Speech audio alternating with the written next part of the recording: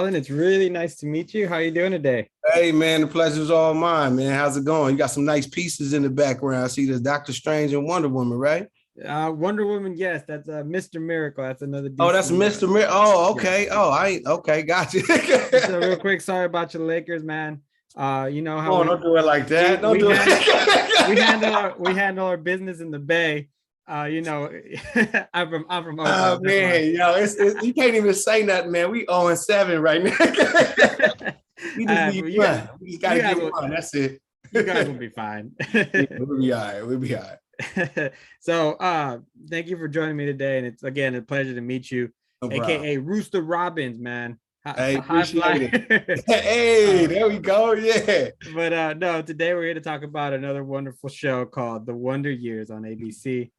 You play a really fun character, Coach Long. Tell us a little bit about Coach Long. Coach Long is he's the opposite of Dulay's character. Yeah. He's kind of quick. He's loud. He's loud. He's aggressive. He's going to speak his mind always, even though sometimes it could be inappropriate for kids. But things were different in the '60s. But he's fun overall. He's a great friend to the family. Along with my son Amari on the show.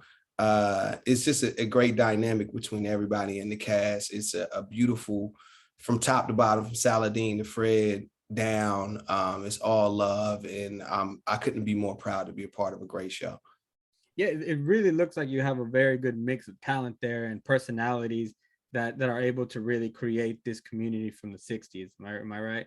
Yeah. Nah, listen, it's from the wardrobe to locations. The entire crew is been doing an A+ job on recreating the '60s, along with everything that we're doing and saying, from the writing to the look, from the aesthetic. It's just beautiful. Again, I can't.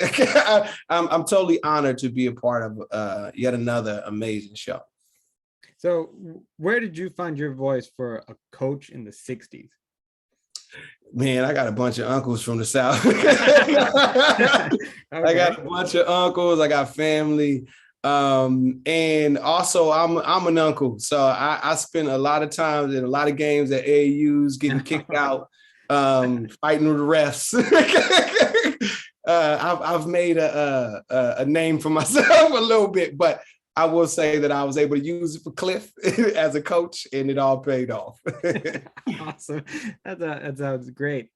So the original series of the Wonder Years is as old as I am, which will let everybody else do the math.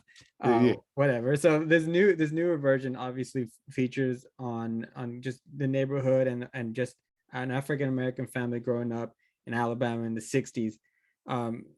But I think something that I found really interesting, especially in the pilot, was how everything seemed very, very normalized. You had the game, you and you also had Dean's dad. You guys were going back and forth and everything, but then you guys got hit with the news of what had happened that day. Mm-hmm.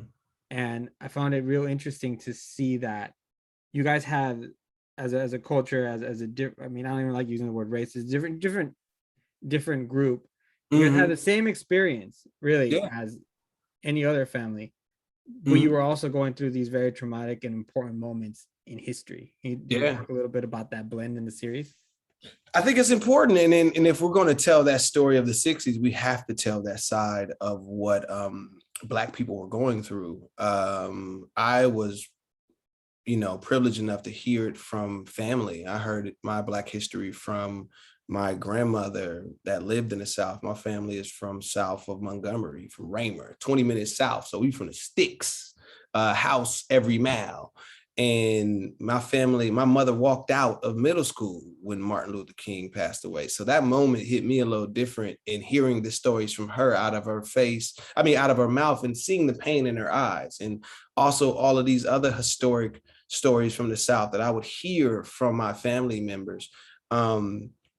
So you have to include these moments as as a young Black man growing up in those times, you got to understand not only is he dealing with the basics of human relationships, whether it's the boy meets girl and first kiss, and then it's like, okay, first time police harass you. For and this is different in the 60s, and we're going through similar times now, but it was less visible. So the idea to be able to tell those stories within the comedy framework of the show is important to the education along with the comedy. Yeah, which actually led me to my next question. I think you started answering it already. Is where do you think audiences are really going to benefit from seeing these stories? Education, understanding. I think a lot of the issues that I guess the miscommunication that we have in between cultures is just lack of information. Is all lack of information. So the more we can tell these stories, the more people can be educated on what makes a Black man, what makes the dynamics and the understanding of the shaping of how culture and politics in America has all blended this thing that we now call American culture. And Black people have a large part in it. In this particular, through Wonder Years, we're able to show, again, the fun and sometimes the dark side of what happened in the 60s. I find myself always also rooting for shows in the Latino community, because I'm always rooting for those as well. Showing, like you said, the first kiss, showing baseball games, showing things, showing that despite wherever we're from, we're all going through the same problems. That's right. And I think one of the things that's so wonderfully. Yeah, I think that's what the first show represented. And I think this is what we're doing again. Again, just a different perspective in tapping into another culture, but just the understanding of a young boy growing up and just all the things that you go through we're so similar, but we try to say we're so unique at the same time. So I think that's always, as human, our human pride won't allow us to embrace culture rather than fight it sometimes. I want to wrap it up with a question about your experience on set, because you're telling me about that you've got to hear these things firsthand from relatives. So what is it like for you to be on set with wearing clothes and maybe just the scenery from the 60s? Listen, I got to make sure my afro is perfect or my mom gonna curse me out. Like, listen, you got to understand at that particular time, my mom, I remember growing up hearing about all of these things. And the one thing, like she would be going crazy because my afro isn't perfect, because in the 60s and 70s, you couldn't have a hair out of place. So that's the major thing. That's one thing that I'm always conscious of, like the afro got to be tight, and then, but then again, it feels like I'm paying homage to all of the family members from the South that I was able to grow up with and learn from, and just see a different part of life. That's one thing that I love about my mother, is that she let me get off my block in Rialto and see the world and see different cultures, which allow me as an adult. Like, I love embracing culture. I love learning. I went to Japan and trained with samurais. Like I love learning about different cultures and why people do certain things. Yeah, because it also, you find out that in differences, there's a lot of similarities. Yeah. Allen, thank you so much for your time. I appreciate it.